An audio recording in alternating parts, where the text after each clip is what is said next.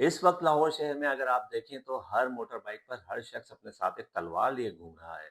जिस तरह बादशाहों के वक्त में हर कोई अपने साथ तलवार लेके घूमता था और जंग होने के मौके पर उसे दुश्मन के खिलाफ बड़ी महारत से इस्तेमाल करता था।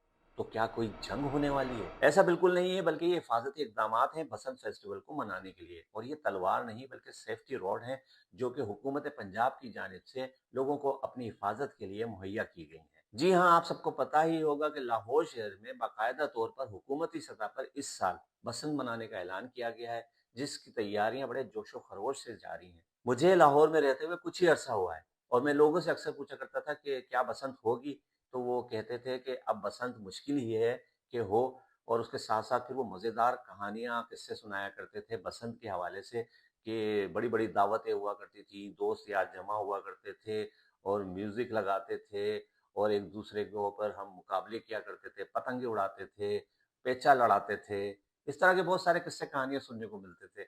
अब फिर से तकरीबन 20 साल बाद लाहौर शहर में बसंत मनाने का एहतमाम किया जा रहा है। तो मुझे ये सुनकर बड़ी खुशी हुई, सोचा कि हम भी बसंत मनाएँगे। फ़र्क सिर्फ़ इतना है कि पहले बसंत होती थी और इस साल इसे महफूज़ बसंत का नाम दिया गया है।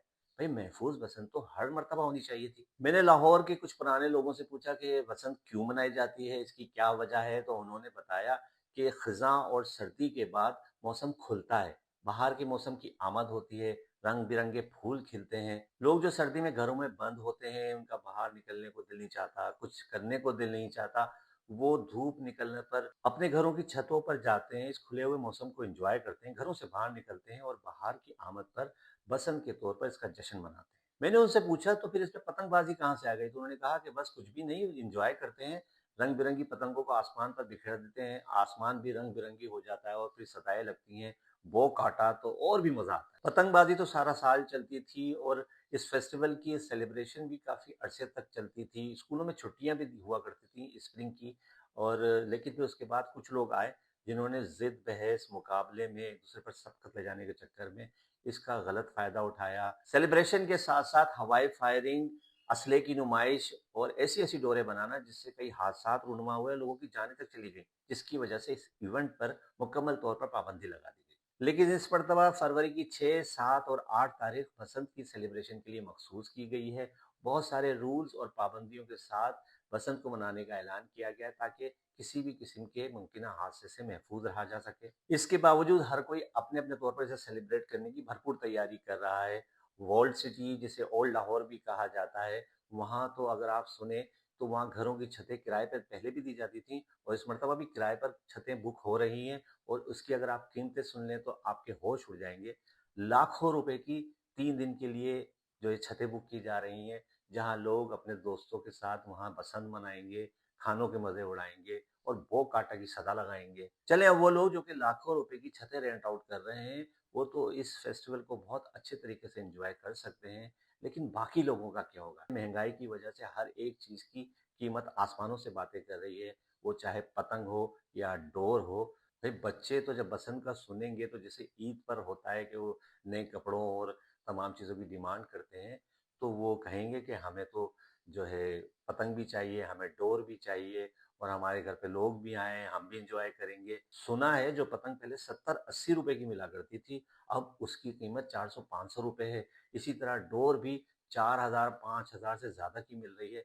तो ये सब कुछ कैसे मैनेज होगा एक आम आदमी के लिए? मुश्किल तो है, लेकिन मुझे यकीन है कि ये कोई ना कोई जुगाड़ निकाल लेंगे और इसके साथ-साथ वो इस बसंत फेस्टिवल को खूब अच्छे तरीके से एन्जॉय करेंगे। वैसे पंजाब हुकूमत कीमतों को कंट्रोल करने पर भी काफ़ी काम करते हुए दिखाई देती है, तो उन्हें इस तरफ भी ध्यान देना ज़रूरी है। दूसरी जानिब अगर देखा जाए तो पंजाब हुकूमत की जानिब से इस फेस्टिवल को कामयाब बनाने के लिए बहुत से इक़दामात किए जा रहे हैं, ताकि लोग इस फेस्टिवल को भरपूर तरीके से एन्जॉय करें और किसी मुमकिन हादसे से महफूज भी रह सकें। जैसा कि शुरू में मैंने आपको बताया था कि मोटर बाइक्स वालों को सेफ्टी रॉड्स मुफ्त तक़सीम की गई हैं, तो इसकी तादाद तकरीबन 10 लाख के करीब है। इसके अलावा बसंत फेस्टिवल के हवाले से लाहौर शहर को 3 ज़ोन में डिवाइड कर दिया गया है। High risk zone, medium risk zone और low risk zone. High risk zone वाले एरिया के लिए मोटर बाइक्स पर बिल्कुल पाबंदी होगी, वहाँ कोई मोटर बाइक चलाते हुए नहीं जा सकता। लाहौर शहर में 3 दिन के लिए यानी 6, 7 और 8 फरवरी को पब्लिक ट्रांसपोर्ट बिल्कुल मुफ्त होगी। इसके अलावा जो प्राइवेट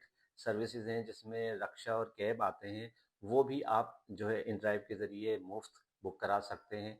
और हाँ, 1 फरवरी को पतंगे और डोर मार्केट में अवेलेबल होंगी और सेल की जा रही होंगी, लेकिन आप उसे खरीद सकते हैं, लेकिन आप पतंगे उड़ा नहीं सकते। सिर्फ 6, 7 और 8 तारीख को आप पतंग उड़ा सकते हैं। डोर की साख्त और पतंग के साइज़ेज़ के हवाले से भी काफ़ी स्ट्रिक्ट पॉलिसीज़ हैं और इसकी खिलाफ वर्जी करने वालों के खिलाफ सख्त कार्रवाई का इंदिया दिया गया है। अब इतना कुछ हुकूमत की जानिब से अगर किया जा रहा है, तो लोगों का भी, शहरियों का भी कुछ फ़र्ज़ बनता है कि ऐसा कुछ ना करें जिससे इस फेस्टिवल का मज़ा किरकिरा हो। मैं भी इस इंतज़ार में हूँ कि शायद कोई मुझे बसंत के लिए इनवाइट करे और मैं भी वहाँ जाकर बसंत का असल मज़ा ले सकूँ। ख़ैर देखते हैं क्या होता है। अब जैसा कि तकरीबन 20 साल बाद बसंत फेस्टिवल से पाबंदी हटी है और एक मर्तबा इसको मनाने की तैयारियाँ भरपूर तरीके से जारी हैं। लोगों में भी बड़ा जोश-ओ-ख़रोश है। तो उम्मीद करते हैं कि इस साल सब लोग इसे बहुत तरीके से मनाएँगे और अपनी ज़िम्मेदारी पूरी करते हुए मनाएँगे, ताकि हर साल इस रंगों भरे फेस्टिवल बसंत को भरपूर तरीके से मनाया जा सके।